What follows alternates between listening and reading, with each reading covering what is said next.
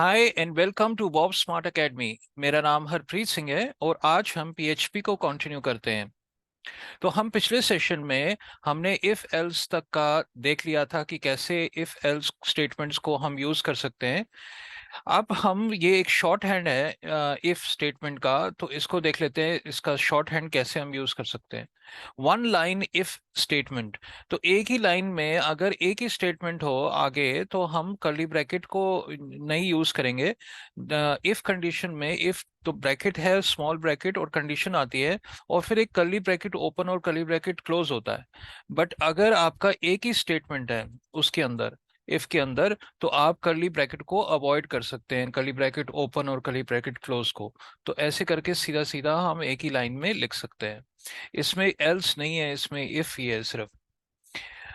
और short hand else if का कैसे है शॉर्ट हैंड, देखिए ये ऐसे क्वेश्चन मार्क करके ना, ऑपरेटर क्वेश्चन मार्क का ऑपरेटर है, ऐसे करके आप इसको यूज कर सकते हैं। जैसे इधर लिखा हुआ है कि $b equals to $a, if $a is less than 10, तो हेलो इसके अंदर असाइन कर दे बी के अंदर, नहीं तो गुड बाय असाइन कर दे।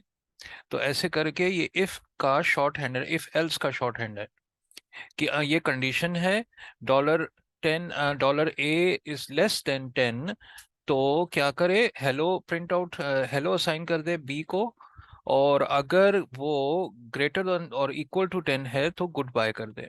देखिए अभी इसकी वैल्यू $a की वैल्यू 13 है, तो लेस देन 10 नहीं है, तो वो क्या करेगा, गुड बाय इसमें असाइन कर देगा। ट्राई इट योरसेल्फ करके देख लेते हैं। तो देखिए यहाँ पे गुड बाय लिखा हुआ आया है। तो अगर मैं इसको ग्रेटर देन कर दूं, ग्रेटर देन 10 कर दूं, रन करूंगा दोबारा, तो हमारा हेलो लिख के आ जाएगा। हेलो, देखिए हेलो। तो क्या किया, ये कंडीशन है, हमने कहा कि $a is greater than 10, yes, तो ये कर दे, हेलो लिख दे, हेलो $b में असाइन कर दे और फिर इको करके इसको लिख दे। ऐसे करके हम इसका शॉर्ट हैंड यूज कर सकते हैं एल्स इफ का। अब नेस्टेड इफ कंडीशंस क्या होती हैं, नेस्टेड, भाई एक के अंदर एक। तो ऐसे करके हम इफ कंडीशन को डाल सकते हैं, इफ कर्ली ब्रैकेट ओपन, तो दोबारा एक और इफ इसके अंदर आ गया, दोबारा एल्स आ गया, दोबारा इफ आ गया। तो एक के इफ के अंदर दूसरा इफ भी हम डाल सकते हैं, तो इसको कहते हैं नेस्टेड इफ्स। तो अब हम नेक्स्ट जो है टॉपिक, पीएचपी स्विच स्टेटमेंट है। तो सिमिलर टू इफ स्टेटमेंट है बट थोड़ा बहुत ऑर्गेनाइज्ड वे में लिखा जाता है। The switch statement is used to perform different actions based on different conditions. तो ऐसे करके ये इसका सिंटैक्स है। स्विच ब्रैकेट ओपन एक्सप्रेशन और केस, अगर ये हुआ तो ये काम करो, अगर ये हुआ तो ये काम करो, अगर ये हुआ तो ये काम करो। अभी इसका एग्जांपल देख लेते हैं। तो देखिए जैसे अब $5 कलर हमने रेड दिया, असाइन किया रेड, इस वेरिएबल में असाइन किया रेड, स्ट्रिंग दिया। तो स्विच करके हम इसको कह सकते हैं, अगर वो रेड हुआ तो ये स्टेटमेंट्स को रन कर, अगर ब्लू है तो इस स्टेटमेंट्स को रन कर, अगर ग्रीन है तो इस स्टेटमेंट, अगर कोई इनमें से नहीं है, रेड ब्लू ग्रीन नहीं है, तो इस स्टेटमेंट को रन कर। डिफॉल्ट, डिफॉल्ट का मतलब होता है इनमें से, इन केसेस में से अगर कोई नहीं है तो ये डिफॉल्ट में जाएगा। और अगर आप देख रहे हो कि हर एक केस के अंदर हमने एक ब्रेक रखा हुआ है, ब्रेक, जैसे जावास्क्रिप्ट में भी ऐसे ही है। तो ब्रेक में क्या है कि ब्रेक ना लगाओगे तो वो सेकंड वाले को भी एग्जीक्यूट कर देगा, थर्ड वाले को भी एग्जीक्यूट कर देगा, तभी हमने एक ब्रेक लगाया है इधर। तो ब्रेक स्टेटमेंट क्या करता है, इसको बाहर ले आता है, कर्ली ब्रैकेट से बाहर ले आता है, यहाँ पे ले आता है, इस स्विच के पूरे बाहर ले आता है। तो पहले रेड है, केस रेड, इको किया ये और ब्रेक कर दिया, ब्रेक बाहर ले आया। अगर हमने ब्रेक यूज नहीं किया तो वो इसको भी पढ़ेगा, ब्लू है नहीं है, ग्रीन है नहीं है, पर डिफॉल्ट इसको ले लेगा। तो ऐसे करके ये स्विच काम करता है। ट्राई इट योरसेल्फ करके देख लेते हैं।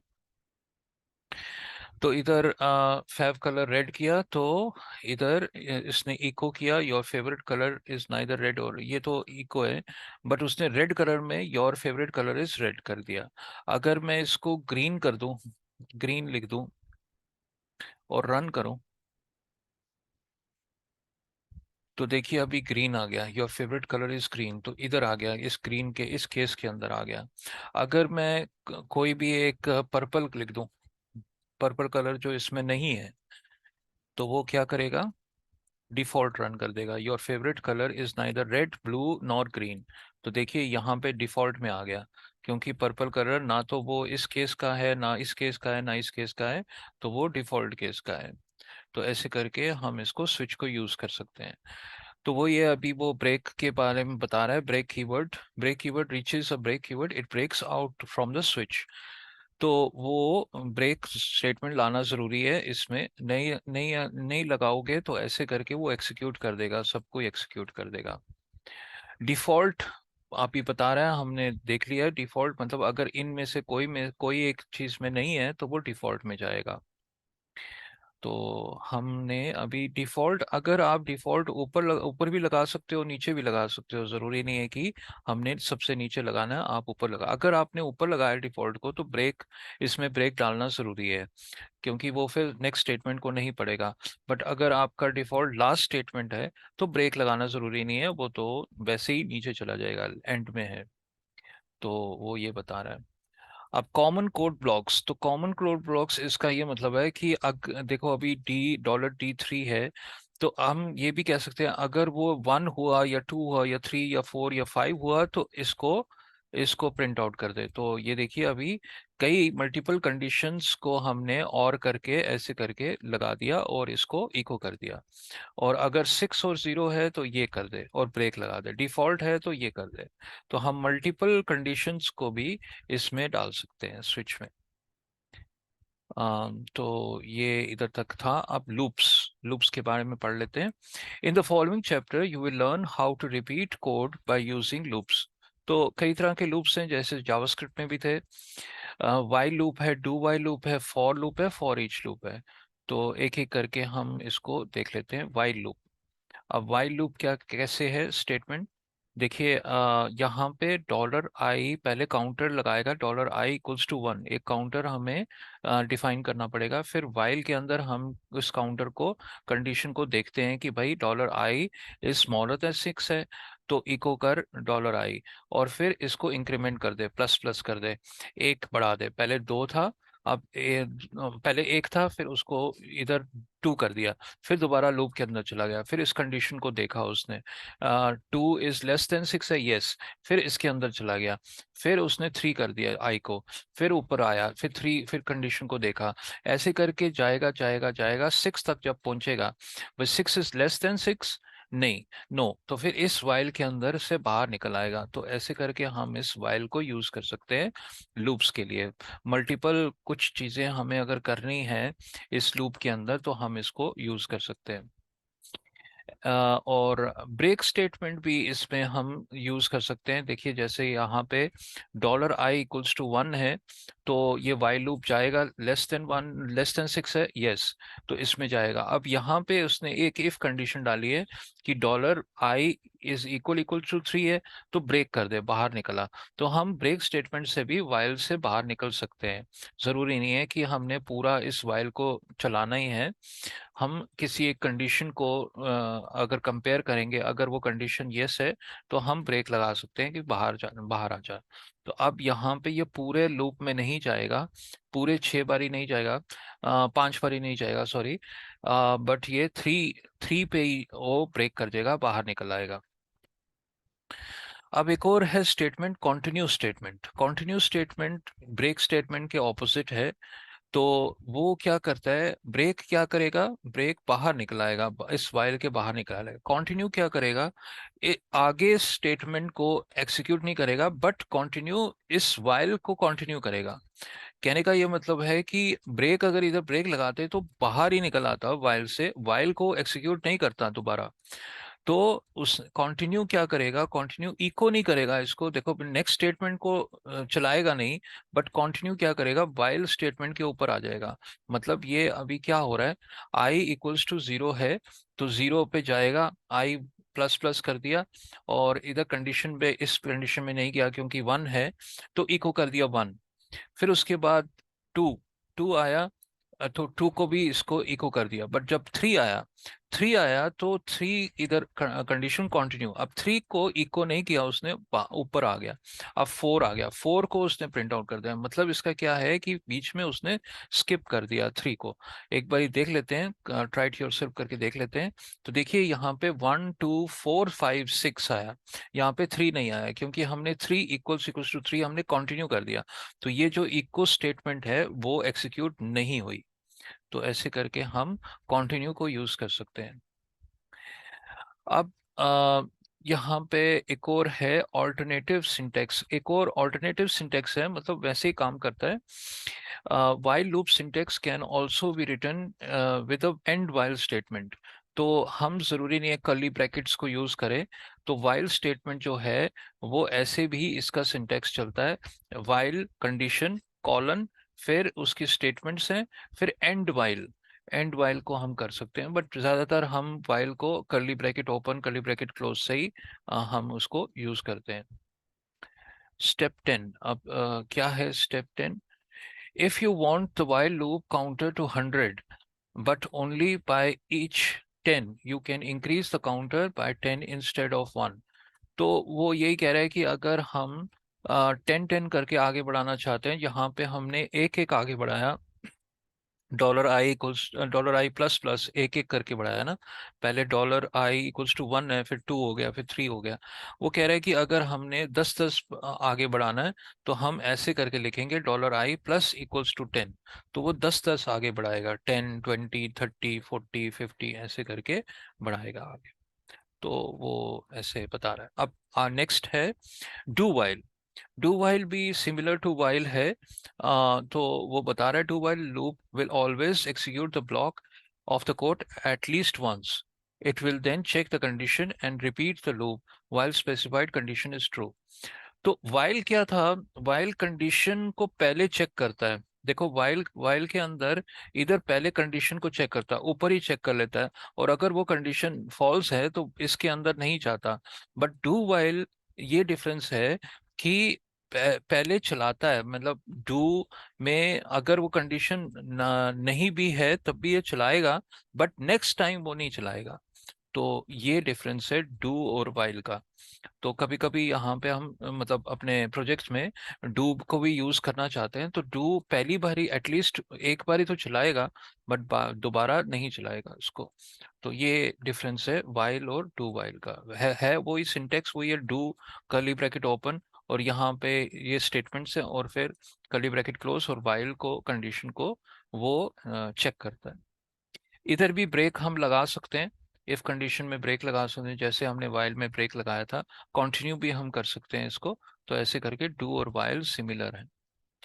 अब आता है फॉर लूप। फॉर लूप भी हम देख लेते हैं कैसे है। फॉर जो सिंटेक्स है उसको, फॉर ये सबसे पहले ये काउंटर है, फिर ये कंडीशन है, फिर ये इसका इंक्रीमेंट है, या डिक्रीमेंट भी कर सकते हैं, माइनस। हम उल्टा भी जा सकते हैं, हम लिख सकते हैं $x=100, फिर $x कोई कंडीशन डाली, और फिर $x माइनस माइनस। तो हम उल्टा भी जा सकते हैं, मतलब डिक्रीमेंट कर सकते हैं, तो इंक्रीमेंट भी है डिक्रीमेंट भी है। तो फॉर लूप को ये ऐसे हम सिंटेक्स को यूज कर सकते हैं। इसके अंदर भी हम ब्रेक स्टेटमेंट यूज कर सकते हैं, मतलब हमने फॉर लूप के अंदर से ब्रेक निकलना है तो हम इसको भी यूज कर सकते हैं। तो फॉर x=0, पहले जो इनिशियलाइज करना x को, फिर हमने x को देखना, कंडीशन देखना भाई x <<10 <= है। अगर नहीं है, अगर है तो वो इसके अंदर जाएगा, नहीं है तो इस लूप के बाहर आ जाएगा। फिर इंक्रीमेंट करो, एक एक करके इंक्रीमेंट करो। हम ये भी कह सकते हैं दो दो करके ऑल्टरनेट ऐसे करके हम 10 करके इंक्रीमेंट भी कर सकते हैं। तो फॉर लूप भी सिमिलर है वाइल जैसे ही है, बट थोड़ा बहुत इसका सिंटेक्स डिफरेंट है कि पहले हमने इसके अंदर इनिशियलाइज किया, फिर कंडीशन को कंपेयर किया, फिर इंक्रीमेंट किया, और इस लूप के अंदर जाएगा, इस इन स्टेटमेंट्स को वो एक्सिक्यूट करेगा। तो वही बता रहा है स्टेप 10 करके हम जा सकते हैं कि हम 10 10 आगे बढ़ाना चाहते हैं या 5 5 आगे बढ़ाना चाहते हैं, तो हम इसको भी यूज कर सकते हैं। फिर आता है फॉर ईच लूप भी हम देख लेते हैं क्या है। For each loop loops through a block of code for each element in an array और each property in an object. तो वो एरेज या ऑब्जेक्ट्स के लिए यूज होता है। जैसे अभी देखिए ये एक एरे है, एरे के अंदर ये चार वैल्यूज हैं, रेड ग्रीन ब्लू येलो। तो कलर्स में हमने इसको एरे को डाला, इस वेरिएबल एरे के वेरिएबल के अंदर डाला कलर्स, कलर्स के वेरिएबल में। फिर हमने फॉर ईच किया, for each dollar X colors as dollar X. तो फिर हमने इसके अंदर कोई स्टेटमेंट्स को डाल दिया। तो वो क्या करेगा, वो एक एक करके इस कलर्स के अंदर से एक एक करके वैल्यू डॉलर एक्स में डालेगा। पहली बारी डॉलर एक्स की वैल्यू रेड होएगी, फिर डॉलर एक्स की वैल्यू ग्रीन होएगी, फिर लूप करेगा, फिर डॉलर एक्स की वैल्यू ब्लू होएगी, फिर डॉलर एक्स की वैल्यू येलो होएगी, फिर एंड में पहुंचेगा तो इस फॉर ईच लूप से बाहर निकल आएगा। तो ट्राई इट योरसेल्फ करके देख लेते हैं। देखिए यहाँ पे कलर्स के अंदर रेड ग्रीन ब्लू येलो है। तो एक फॉर ईच लूप, पहली बारी एक्स के अंदर वैल्यू क्या है, रेड है, तो इधर वो रेड प्रिंट आउट कर देगा। फिर सेकंड टाइम ग्रीन, फिर सेकंड थर्ड टाइम ब्लू, फिर फोर्थ टाइम येलो। तो ऐसे करके फॉर ईच लूप में वो एक एक करके एरे को पढ़ता है और इसको एक्सिक्यूट करता है। कीज एंड वैल्यूज, तो इधर ऑब्जेक्ट्स को भी वो बता रहा है कि ये एक, अगर ये एक एरे है, ऑब्जेक्ट है पीटर और उसकी वैल्यू है बेन, उसकी वैल्यू है एज, जो जो उसकी वैल्यू है 43। तो वो इधर फॉर ईच मेंबर्स, ये मेंबर्स एक वेरिएबल है जिसके अंदर हमने एरे को डाला। तो members as dollar X equals to ये ब्रैकेट, मतलब ये ऐसे करके डाल रहा है कि डॉलर वाई भी इसको हम ले सकते हैं। तो एक्स के अंदर पीटर जाएगा और डॉलर वाई के अंदर 35 जाएगा। मतलब यहाँ पे जो अगर हमने ये इक्वल्स टू और ग्रेटर साइन लिखा ऐसे करके, तो वो इधर भी हमें इक्वल्स टू और डॉलर ग्रेटर साइन हमें डालना पड़ेगा। तो ऐसे करके इसको भी ट्राई इट योरसेल्फ करके देख लेते हैं। तो देखिए यहाँ पे हमने कॉलन, इधर इको कॉलन किया, बट यहाँ पे इसको equals to bracket greater sign दिया था। तो वो इसको उठा लेता मेंबर्स के अंदर से, पहला पहला वैल्यू और पहला की और वैल्यू डालेगा, डॉलर एक्स में की वैल्यू की डालेगा और डॉलर वाई में वैल्यू डालेगा पहले की। और इधर पीटर कॉलन 35 लिख देगा, फिर बेन कॉलन 37, फिर जो कॉलन 43। तो तीन बारी राउंड मारेगा इस फॉर ईच में और इनकी वैल्यू दे देगा। For each loop on objects, तो अब ऑब्जेक्ट्स के बारे में बता रहे हैं। तो यहाँ पे ये क्लास है, क्लास को उसने डिफाइन किया, पब्लिक कलर, पब्लिक मॉडल और पब्लिक एक फंक्शन कंस्ट्रक्टर डाला। और फिर दिस करके यूज किया कलर के अंदर। तो ये कंस्ट्रक्ट कार का एक क्लास बनाया, फिर कार का एक न्यू ऑब्जेक्ट बना दिया, न्यू करके माई कार एक ऑब्जेक्ट है, न्यू कार करके उसने रेड और वॉल्वो की वैल्यू इसके अंदर डाल दी। कलर उसने रेड डाला और मॉडल उसका वॉल्वो डाल दिया। तो माई कलर एक ऑब्जेक्ट बन गया। और फिर उसको फॉर ईच करके हम इसको देख सकते हैं कि डॉलर एक्स में और डॉलर वाई में क्या वैल्यू है। ट्राई इट योरसेल्फ करके देख लेते हैं। तो देखिए अभी क्लास एक बनाई थी हमने, देख ली थी, और फिर उसके बाद माई कार को एक ऑब्जेक्ट बनाया, न्यू कार करके रेड और वॉल्वो डाला। और इधर फॉर ईच करके उसने डाला इको करके, ये डाला डॉलर एक्स डॉलर वाई। तो माई कार में से डॉलर एक्स रेड आ गया और माई कार में से डॉलर वाई वॉल्वो आ गया।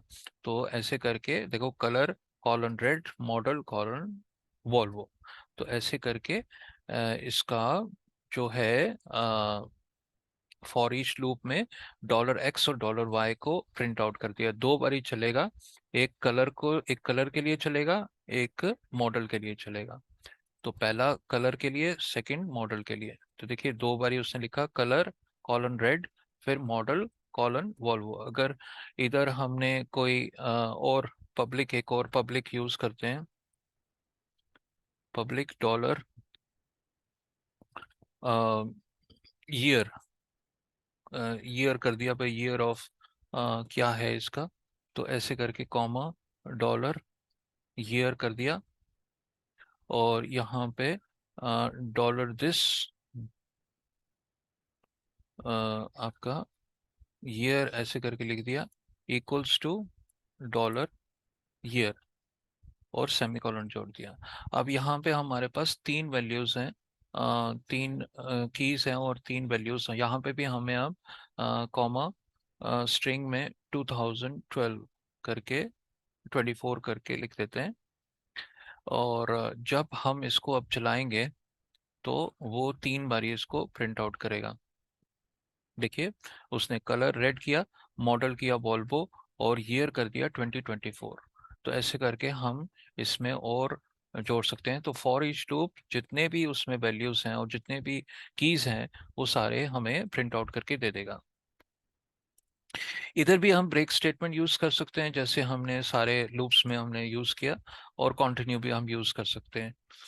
फॉर ईच बाय रेफ, तो वो क्या कह रहा है, when looping through and the array items, any changes done to the array item will by default not affect the original array.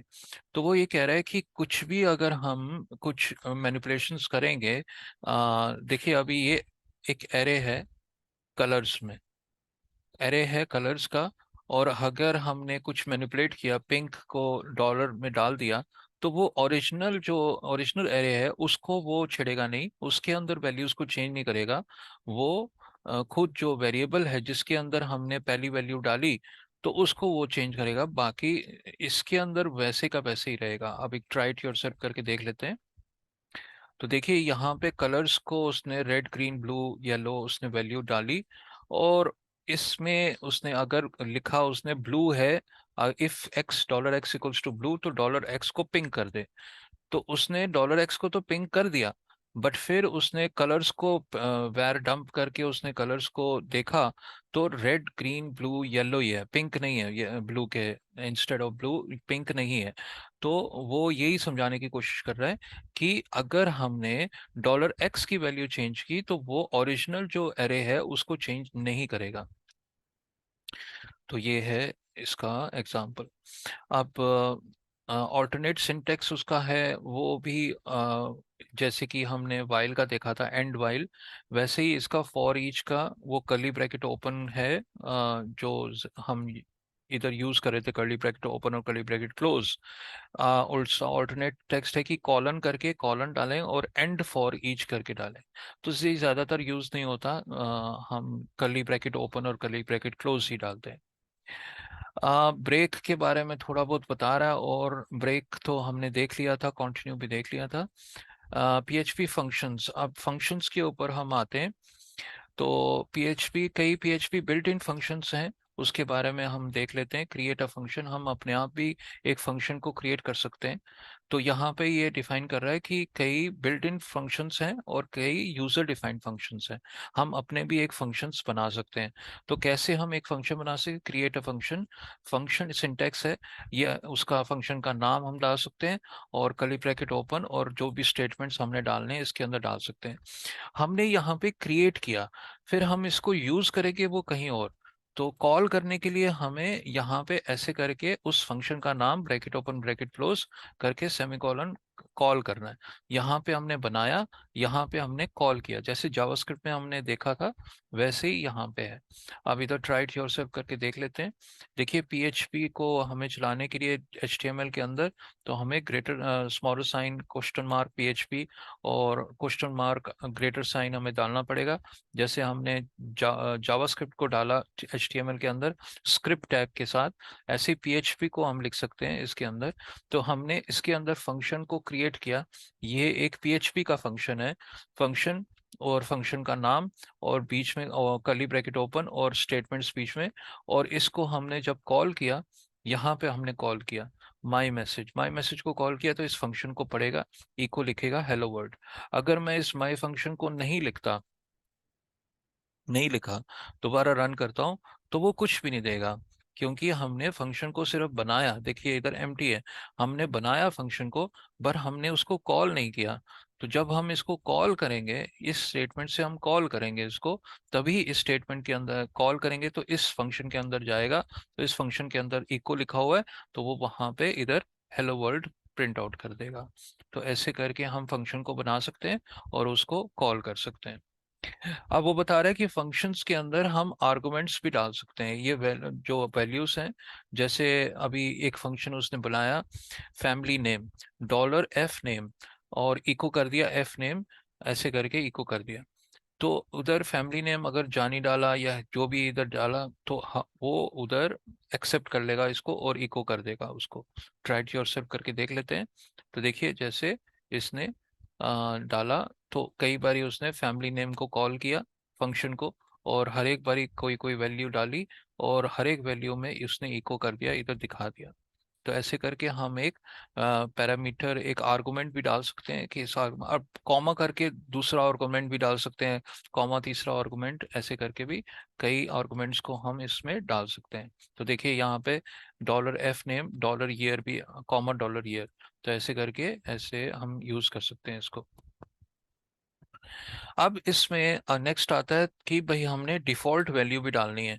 तो हम ये भी डाल सकते हैं कि अगर किसी ने उसका नहीं डाला, पैरामीटर नहीं डाला, देखिए यहाँ पे उसने पैरामीटर डाला सेट हाइट 350। तो 350 वैल्यू डाली उसने, तो 350 को एक्सेप्ट कर लेगा। पर यहाँ पे उसने वैल्यू नहीं डाली, ब्रैकेट ओपन ब्रैकेट क्लोज कर दिया, तो वो डिफॉल्ट वैल्यू 50 ले लेगा। मतलब यहाँ पे जब हमने फंक्शन को क्रिएट किया, उसके अंदर हमने ये dollar minimum height equals to 50 डाला, तो देखिए डॉलर डॉलर वेरिएबल को, इस वेरिएबल को हमने एक डिफॉल्ट वैल्यू डाल दिया 50। तो अगर किसी ने नहीं दिया वैल्यू, तो वो 50 ले लेगा। देखिए will use the default value 50। अगर 135 डाला तो 135 को ले लेगा, अगर 80 डाला तो 80 को ले लेगा, 350 डाला 350 को ले लेगा।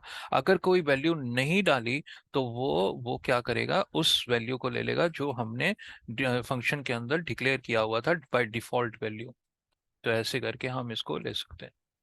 अब फंक्शन के अंदर एक रिटर्न स्टेटमेंट भी है जो रिटर्न करता है कुछ वैल्यूज।